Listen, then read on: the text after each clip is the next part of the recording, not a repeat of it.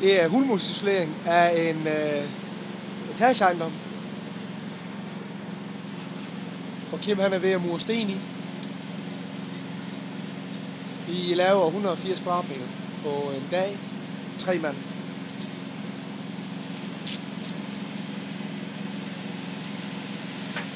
Først så laver vi huller hele vejen rundt, hvor vi tager kopstenen ud, det er de halve sten. Derefter går vi i gang med at blæse hullerne. Og mens en blæser hullerne, så går en og murer til, og en sørger for, at der er materialer nok hele tiden. Og så kører det. Hullerne laver vi jævnt fordelt på bygningens facade. Cirka 1,5 meter imellem, eller måske 2 meter imellem hver. Og når vi sådan som bevæger os frem, så kan vi se, om der kommer uld frem i hullerne. Og hvis der ikke gør det, så bakker vi tilbage igen og laver et nyt hul. Og derved sikrer vi, at der er isolering rundt i det hele.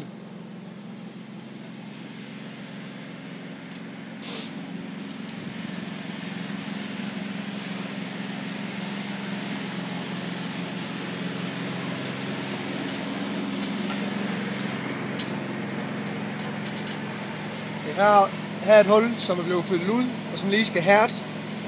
Når det er hærdet, så bliver det glidt, og så bliver det syret med det samme.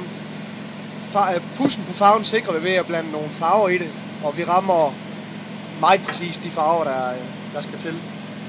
Når vi prøver at se, at en farve, som er blevet glittet, og som har fået syre, og som så er ved at hærde, det er så muret for en time siden. Støjen i baggrunden, det er vores maskine, der kører. Og det er egentlig de gener, der er for naboer og beboere.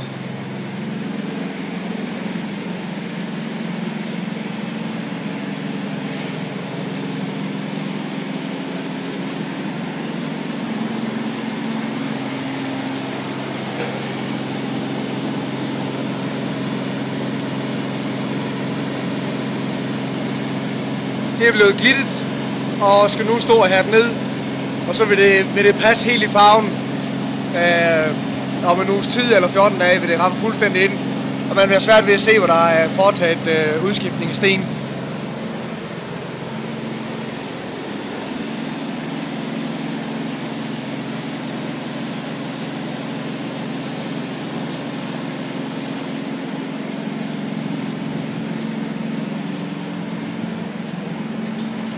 Stor del af vores arbejde foregår fra Stige.